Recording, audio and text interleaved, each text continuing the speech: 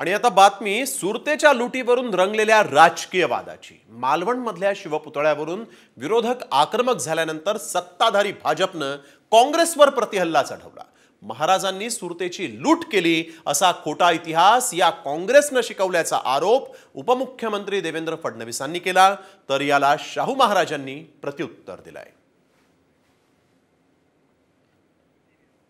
इतके वर्ष काँग्रेसने आम्हाला इतिहास शिकवला की शिवाजी महाराजांनी सुरत लुटलं।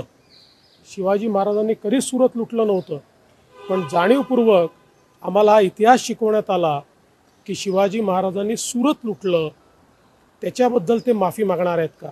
विषय आहे कोणी इतिहास लिहिला आणि कोणी इतिहास शिकवला, हा तुम्ही त्याचं संशोधन केलं पाहिजे आणि आपल्यामध्ये महाराष्ट्रामध्ये सुरुवातीला इतिहास कोणी लिहिला हे संशोधन करा।